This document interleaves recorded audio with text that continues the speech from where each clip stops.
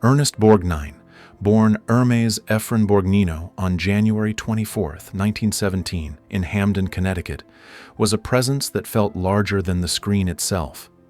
The son of Italian immigrants Anna and Camillo Borgnine, he was raised with strong values centered on discipline, honesty, and perseverance.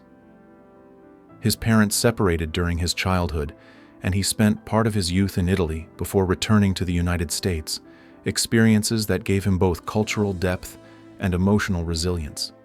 Life was not glamorous, but it was grounding, shaping a man who never forgot where he came from. That early exposure to hardship and responsibility instilled humility that followed him throughout his career. Even when fame arrived decades later, Borgnine remained deeply connected to his roots, carrying himself less like a celebrity and more like a working man who happened to become a star. Service before stardom. Long before Hollywood entered the picture, Ernest Borgnine committed himself to service. In 1935, at just 18 years old, he enlisted in the United States Navy, embarking on a journey that would define his character. He served for nearly 10 years, including throughout World War II, rising to the rank of gunner's mate first class. The Navy shaped him profoundly, teaching structure, loyalty, and accountability.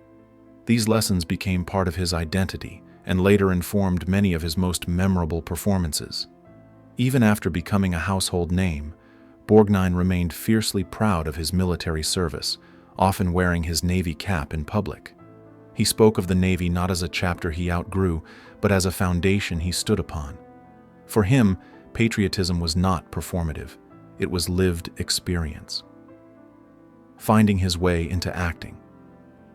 After the war, Borgnine stood at a crossroads. With no formal acting background, he made the bold decision to pursue an entirely new path. He enrolled at the Randall School of Dramatic Art in Hartford, Connecticut, immersing himself in stage performance. Early roles came through local theater, where he learned craft through repetition rather than privilege. His transition to film was gradual, but his breakthrough arrived in 1953 with From Here to Eternity, where he portrayed the brutal Sergeant Fatso Judson. The performance was chilling and unforgettable, instantly establishing him as a powerful screen presence. Though the role cast him initially as a heavy, it also opened doors. Directors recognized that beneath his imposing exterior was emotional depth, precision, and fearlessness as a performer. Triumph with Marty. In 1955, Ernest Borgnine stunned audiences and critics alike with Marty. Playing a shy, lonely Bronx butcher searching for connection, he revealed a side of himself no one expected. Gone was the menace. In its place was vulnerability, warmth, and humanity. His performance resonated deeply, earning him the Academy Award for Best Actor. Marty also won the Palme d'Or at the Cannes Film Festival, solidifying Borgnine's place in cinematic history. What made the role extraordinary was its simplicity. Borgnine didn't play Marty as a symbol or stereotype. He played him as a real man, flawed and hopeful. The film proved that strength on screen didn't have to be loud or domineering. Sometimes it lived in quiet honesty. A career without limits. Following Marty, Borgnine built one of the most prolific careers in Hollywood history, appearing in more than 200 film and television projects. From The Dirty Dozen to The Wild Bunch, from The Poseidon Adventure to Escape from New York, he moved effortlessly between genres.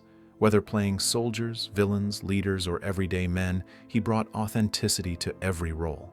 His gap-toothed grin, booming voice, and physical presence made him instantly recognizable, but it was his emotional commitment that made him unforgettable. He treated every role with respect, regardless of its size. For Borgnine, acting wasn't about status. It was about showing up prepared and telling the story honestly, a philosophy that earned him admiration across generations. Television and a new kind of fame. Borgnine's success extended well beyond film. In the 1960s, he became a television favorite as Lieutenant Commander Quentin McHale in McHale's Navy. The role allowed him to showcase comedic timing and warmth, introducing him to a broader audience. Decades later, he once again reached new generations as the voice of Mermaid Man on SpongeBob SquarePants.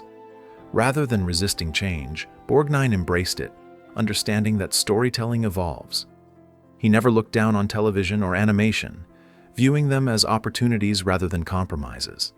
This openness kept his career vibrant well into his later years and reinforced his reputation as a performer who worked for the joy of the craft, not just prestige. Personal life and lessons. Learned Borgnine's personal life was complex and reflective of a man constantly evolving. He was married 5 times, each relationship marking a different stage of his journey. His first marriage, during his Navy years, brought fatherhood and early stability. Later marriages, including highly publicized ones, revealed the challenges of balancing strong personalities and demanding careers. His longest and most fulfilling marriage came with Tova Tresnius in 1973, a partnership that lasted nearly 4 decades. With Tova, Borgnine found peace, companionship, and support. He also made important personal changes, including quitting heavy smoking in the early 1960s. These choices contributed to his remarkable longevity and showed a willingness to grow even later in life. Strong opinions and industry friction. Known for his blunt honesty, Borgnine never pretended Hollywood was perfect. He valued discipline, professionalism, and humility, and he was openly critical of behavior he felt undermined those values. Over the years, he experienced friction with certain contemporaries whose approach to fame differed sharply from his own. These tensions weren't rooted in personal malice, but in conflicting philosophies about what acting should represent. Borgnine believed craft mattered more than image, commitment more than glamour. While he rarely named names publicly, his comments often reflected frustration with vanity and ego in the industry. These moments added to his reputation as a straight-talker, respected even by those who didn't always agree with him. Final years in passing. Ernest Borgnine remained active and engaged well into his 90s, continuing to appear at events and speak with fans. On July 8, 2012, he passed away at Cedars-Sinai Medical Center in Los Angeles at the age of 95 due to renal failure. In the weeks prior, his health had declined following surgery, though his passing still came as a shock to many. In accordance with his wishes, he was cremated and honored with a military funeral, recognizing his decade of service in the United States Navy. The ceremony reflected a life lived with purpose, both on screen and off. Tributes poured in from across the entertainment world, celebrating not just his talent, but his generosity and authenticity. A legacy that endures.